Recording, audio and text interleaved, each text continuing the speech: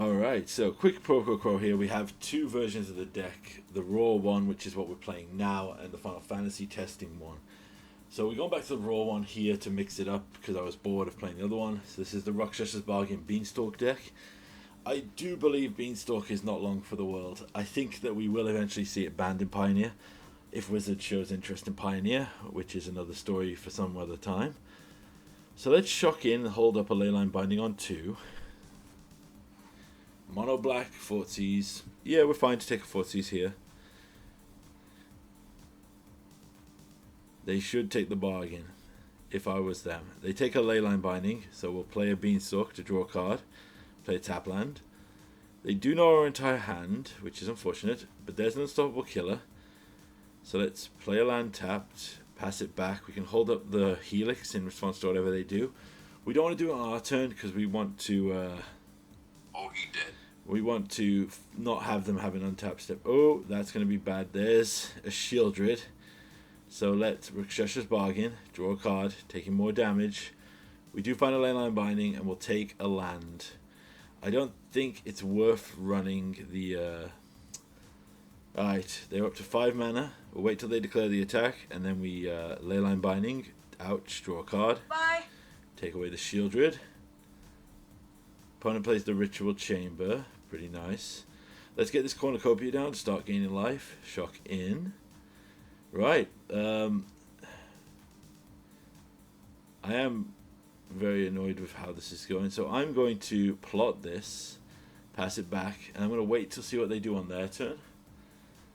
So they go for the attack. We will just Leyline Binding, draw a card, gain life.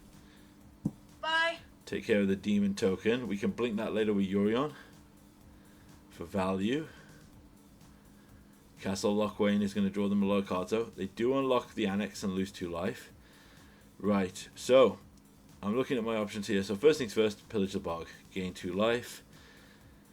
We find a Bring to Light, but not a lot else. I think our best bet here, yeah, is still going to be... I'm checking the lands to see what else I can do with a Bring to Light. Because I want to see if I can Bring to Light and Nahiri if needed. Right, we draw, find a Supreme.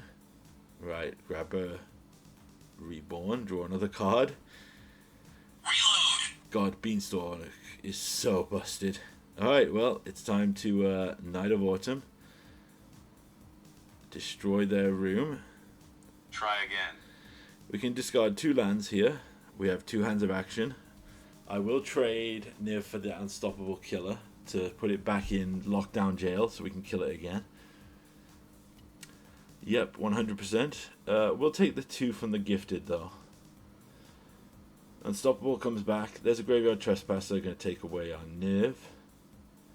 And our last card is a Gifted Aetherborn. Well, in that case, with that knowledge, what I think our best bet to do here is go for Bring to Light, but instead of grabbing Niv... Oh, they know that we were... Okay. Didn't even let me hit the reload button. But whatever. So, I'm still running Leyline here. I think the gotcha... Because what a lot of the black decks have been doing, now that it's changing, is... Against Niv and control decks, they seem to be switching to a heavy Fortsies Duress, go blank strategy. So a Leyline can be insane here. I don't know if it's going to be good enough here, but Leyline with Unmoored Ego to potentially take care of anything is pretty good. So, well, it would be good if we can draw land. There's a Blade of the Oni, so first things first. We'll pass it back. We want to see if they go for the... Nope, they just go for the attack, so let's kill it. There's the Unholy Annex. Yeah, we didn't have a way to deal with that anyway. Okay, play a land tapped, pass it back. We still need black mana. If we don't draw black mana here, we could just be dying. They do have the Mutavault room. No black mana again. Super fun game. I always feel bad when I have matches like this because I know personally from my experience that when, yeah, no black mana, we can Bring to Light for 4, but we'll just concede this because this one's decided. We go down the Leylines because I don't think they're going to be irrelevant. Or we do go up 1 just for the hell of it. So I always feel bad with matches like that because when your deck doesn't perform, like anyone who's played Fire Night Magic knows what I'm talking about here. Sometimes you'll just play and your deck won't do anything. Like you'll have to mulligan to 5 to find lands, or and then literally you kind of just don't play a full match because your opponent just goes, oh well, okay, I guess I'm winning. And that does feel really bad for the opponent because they want to play their deck. And yeah, if you... Oh, we got the Fort Siege glitch. Gotta love it. So, play a land, play the Ancient Cornucopia. Blade of the Oni is an artifact, which is pretty funny to this. So, first things first, let's pass back. We can hold up a No More Lies or a Helix as needed. So they're just going for an aggro attack, so let's Helix. Oh, he did. Gain all our life back. We will lose 5, but we're still technically net neutral. Alright, shock a land in, go for a Bring to Light. I think our best bet here is to just go for the reload. They probably have removal, but the reload value of the ETB is what we're after. Reload. Alright, 3 cards is pretty good, and a Bring to Light to hold us up. And we're back to 20 life because of Ancient Corn. God, I love Ancient Cornucopia. It is my thing. Another unstoppable killer.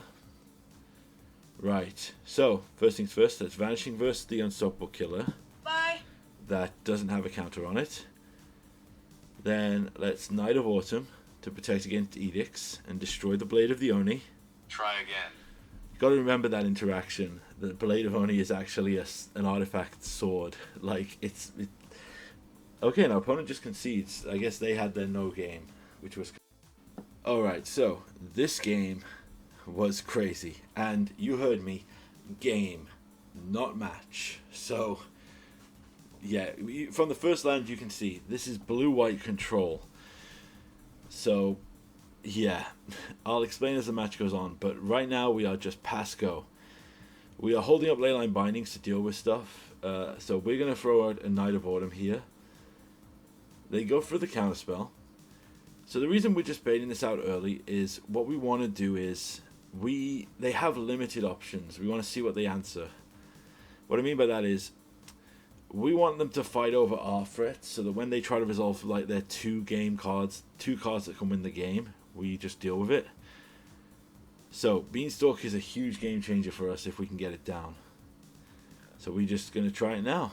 Because we have 5 mana, so our opponent's going to think that we're going to follow it up with something scary. But we don't. We just use it as a cantrip to draw. We do draw the Bring to Light, though. There's a Wandering Emperor, so let's Vanishing Verse. Bye. They didn't activate in response, which is weird. I think our opponent was daydreaming. There's a Teferi, Hero Dominaria. In response to their activation, we'll go with the Leyline Binding.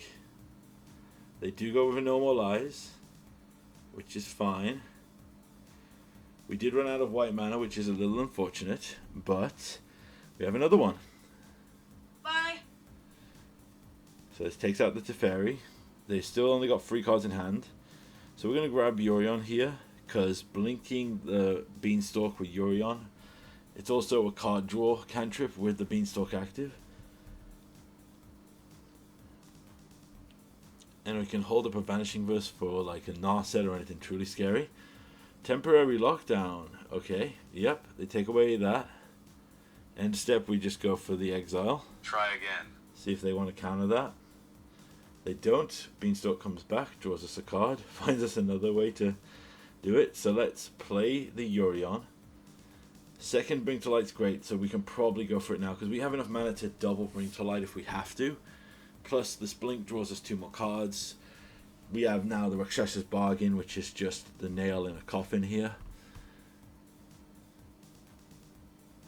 There's the Farewell, which is rather unfortunate. So what we'll do in response, we'll Rakshas's Bargain. We still get to draw a card. Look at the top 4. We'll take Valky and we'll take the Colligan's Command. So I should say, we'll take Tybalt because, yeah, this matchup got crazy. Right, they do have 2 mana available, but they don't. We have enough now to untap, Bring to Light, see if they want to respond. Right, they changed the equation. Oh, unfortunate. But we have another one, Bring to Light. They don't have the counter. So, in response, what we'll do is, we're checking all our options here. Best bet is to grab Niv, find more cards. Because if we can force them to use the down tick on Teferi, we can kill it way easier. But they did see us grab a Helix. Oh, we forgot. Reload. And they kill that, so we'll discard 2 lands. So we have ample options. They draw going up to 6. So this is where the match could get away from us here. If I was them, I would have held on for a bit longer. So let's shock in. Life total doesn't matter in this matchup. Drop another Beanstalk. Draw a card. We're going to go over K command. Make them. We're going to grab back Niv and force them to discard a card. Going down to 2. Try again. Right, they have 1 card left in hand. So I think our best bet here is to play Niv again because it cantrips and draws us a card. Niv reloads. Oh. Reload.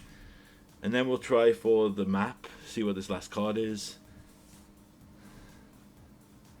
March of Otherworldly Light. Now we get to discard 3, so we don't need a Supreme Verdict, and we don't need the lands or the Ancient Cornucopia. Again, this is a matchup where our life total really doesn't matter. Right, now we're in trouble though. Our opponent does find a stock up to chain. They untap, so let's pillage the bog for 22. I am looking for the Rakdos bargain, unfortunately, so we're going to have to just play Edgar here.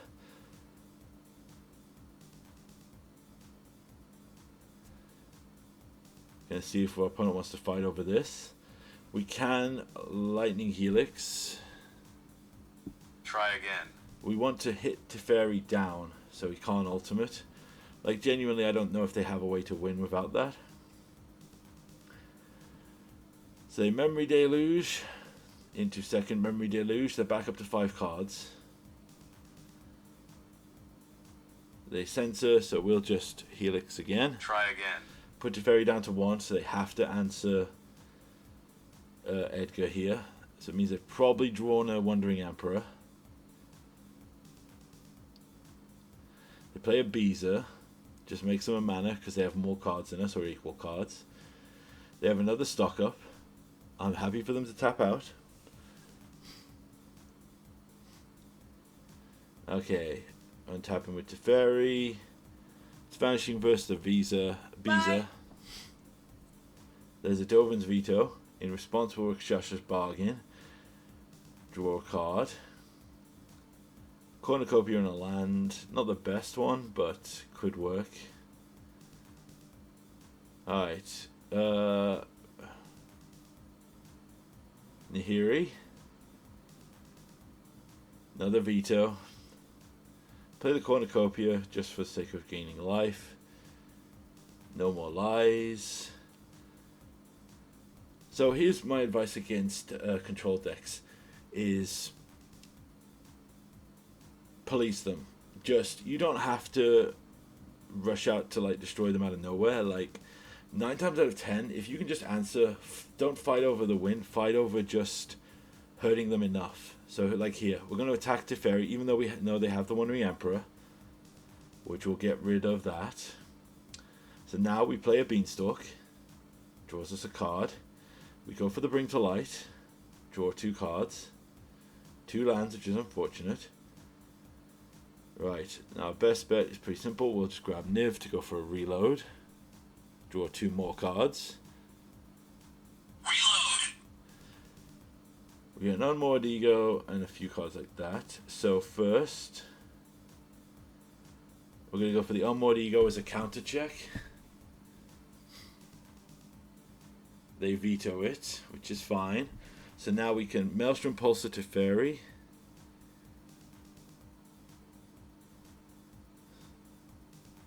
Yep. Oh, he did. The Memory Deluge here. Now you'll notice something as well. They have not really applied pressure to the board here. They just Baser. Baser can't attack in here. They are on 22 life. They have a ton of cards. We have another Bring to Light.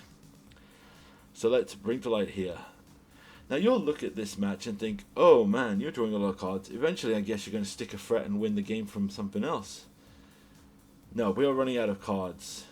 But do you want to know what might happen, which is honestly crazy here? So we're going to Unmoored Ego, discarding a land. And this is also for the counter check. Opponent goes for the Memory Deluge to look at the top 7. Look at the win cons in their deck. So I choose to name Farewell here, because Farewell could be the biggest blowout if they take out the graveyards. They don't have another one.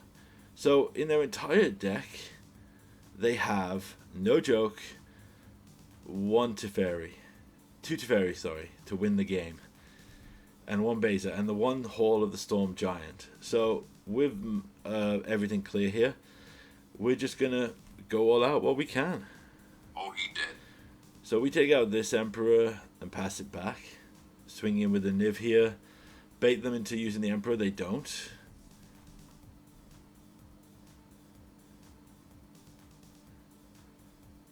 They're probably waiting to use the Supreme Verdict, which is fine because Edgar flips. Let's see if they fight over Edgar here with their...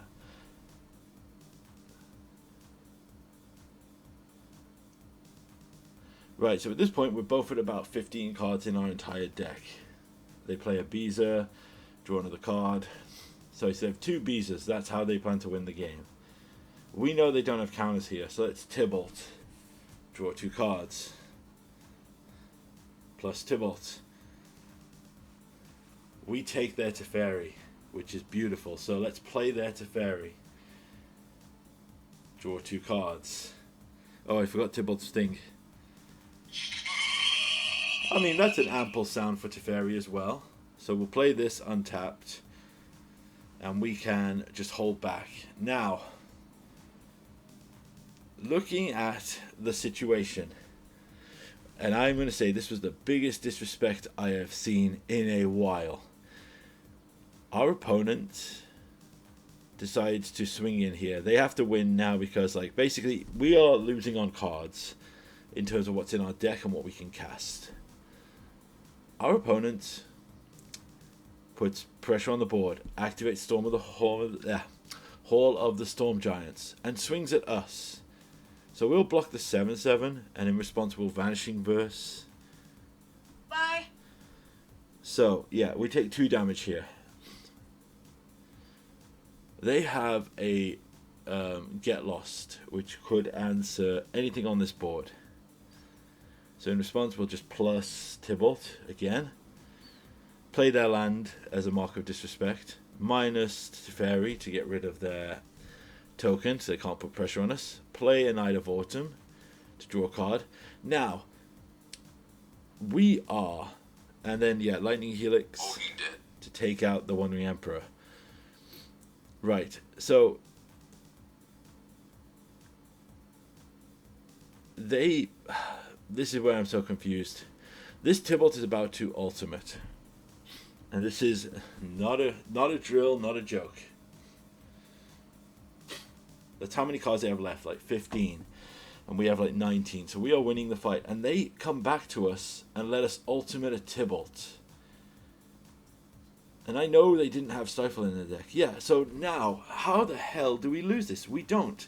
We literally have enough burn in our deck to literally burn our opponent out. So we literally just... Oh, he did. Oh, he did. Oh, he did. Yeah, it's a triple oh he dead for just letting us resolve all of this. And all these spells go back to our graveyard, so we can literally recast Niv Mizzet Supreme and do them again. Or we could just swing in for lethal here. Yeah, this was the biggest disrespect I have ever seen given to Tybalt, and I am glad he won it. I was like, you had the removal, dude. What, you were scared and wanted to play your little thing? And then they dip out the whole match because they don't want to play it out. Damn, disrespectful to Tybalt, sir. This one was just funny, so I left this one in. So, we keep a hand with Bring to Light double Rakshas's Bargain, and we have a Tybalt in honor of the last game. Okay, so we have Rakdos on the field. So, turn 1, turn 2 Thoughtseize. Now, based on this board, they take a Bring to Light, which is interesting. Second Thoughtseize, take another Bring to Light. Now, if you ask me, that was probably the wrong call because Rakdos' bargain can load up and find us some more stuff. But you know, what is what is. So Rakdos' bargain, find another Bring to Light and another bargain. So we draw another land here, play a land, pass it back. Our opponent doesn't hit their land drop, so they swing in, hit us for free. Loot their blood, putting away a Fatal Push to find nothing, and we drew 4 Bring to Lights. How crazy that was! But this is the thing which annoys me here. This opponent then decides to rope out of the match. I'm like, excuse me, sir. You had a double Fortsies hand that stripped apart my hand. You had also had removal and board presence. You didn't hit your 3rd land. Wow. That wasn't really worth dropping out of the thing. And this is going to be a point that I'm going to probably make in a different video. But Wizards, if anyone, just tell Wizards we need the ability to blacklist. Like, I'm fine with like the control player who literally conceded from the game and was like, I don't want to play out the match and quit the whole match. There's no disrespect there, totally fine. But stuff like this where the opponent's like, oh, I didn't get my perfect match, or oh, I didn't like the first game, so I'm gonna literally time out the opponent for literally no reason. Like, it's so annoying.